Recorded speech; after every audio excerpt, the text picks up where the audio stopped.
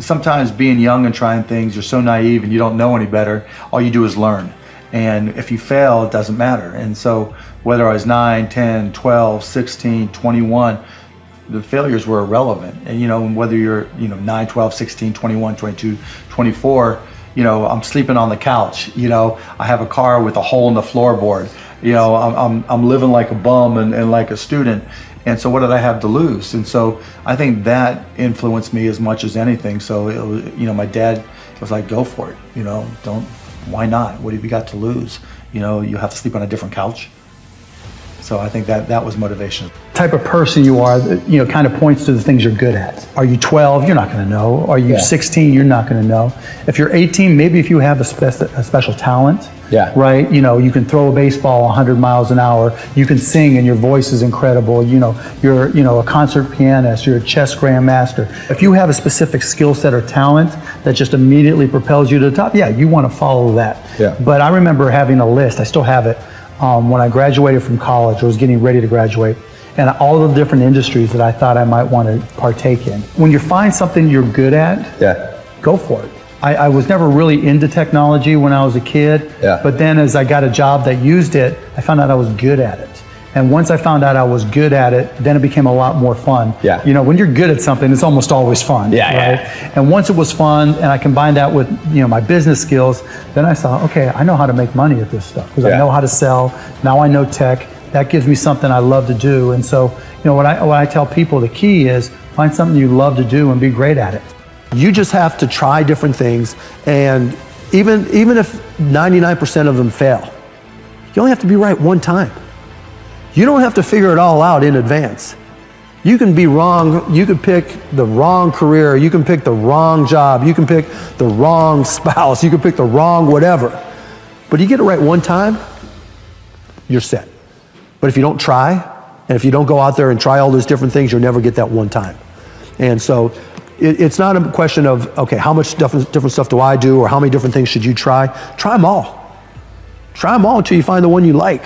And then it's like, it gets really easy, because even when shit's up, you're on a mission.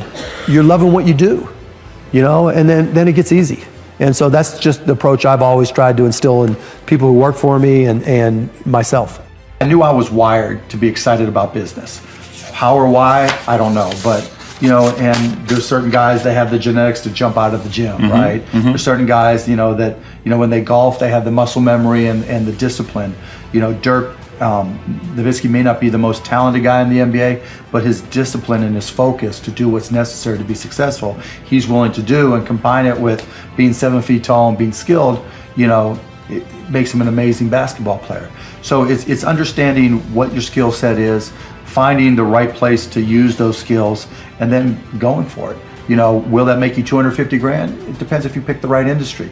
But whatever industry you pick, if you outwork everybody, if you try to be a little smarter than everybody, if you try to be a better salesperson than everybody, if you try to be better prepared than everybody, you've got your best chance. Because if you don't do it and somebody else does, I have the saying, work like someone's trying to take it all away from you. I actually work like someone's spending 24 hours, working 24 hours to take it all away from you. And that's kind of the way I look at it.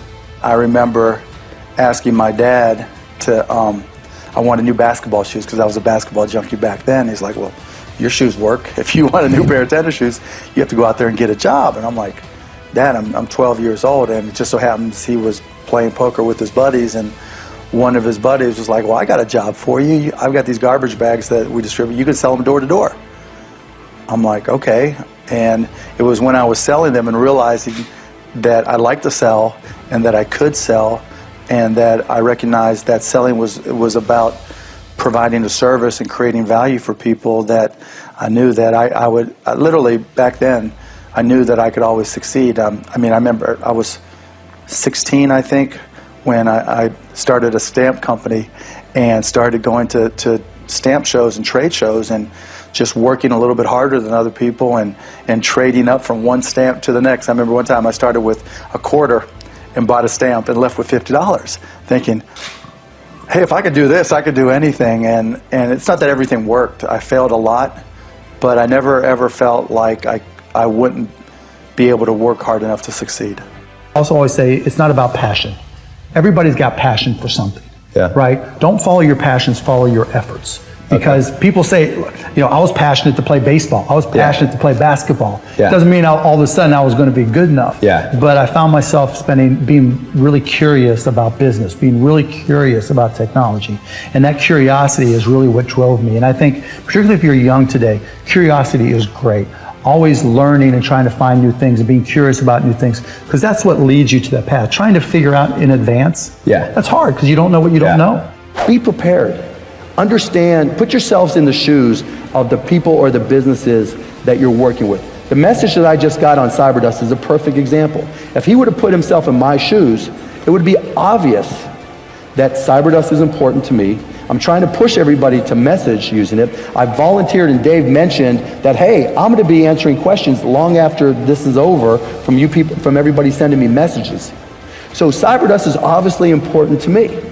And so if you're able to do something that reflects something that's important to me, or whoever it is that you're working or trying to get a job with, or trying to get an internship with, or trying to get an investment from, if you can put yourself in their shoes and put yourself in context of what's important to them, your chances of being successful increase 99%, 1,000-fold, right? And one other point I'll leave with you, right? If you're working for somebody, the best way to be successful is by reducing the stress of those around you. It's not about you. I mean, it's always about me, but that's a different point. But it's not about you. It's about the people around you. If you're reducing the stress of the people around you, those people start to gravitate towards you. They want to work with you because you make going to work easier, more pleasant. You help them accomplish their goals. You help put them in a position to succeed by reducing their stress. Shark Tank, I do the show not because they're great investments, but I do the show because it sends the message to kids 8 to 80 that the American dream is alive and well. You can watch the show and come to realize that somebody out of Iowa or, the middle of nowhere in Texas can start a company and, turn it into something special. And I think, so many families watch the show together that it's just, particularly in this day and age when so many people are saying what's wrong with this and what's wrong with that and what's wrong with America, it just really reinforces that, somebody with an idea who's willing to, go beyond just an idea to a company phase and really work, something special can happen. And just reinforcing that is really important to me. What makes it work is like everybody's got ideas, right? And most people just think, oh, it's my idea and I don't have this, right? The people that get it done, they don't look at the obstacles, they look at the opportunities. Instead of coming up and say, oh, wish I had a connection, wish I had money, wish I had this.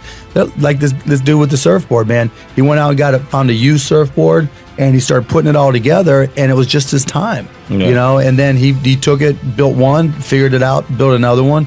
And then it's the same thing with some of the other, pretty much all the other companies where, rather than finding the excuses why they can't do it, they find the reasons to make it work and then they just bust their ass and good things happen.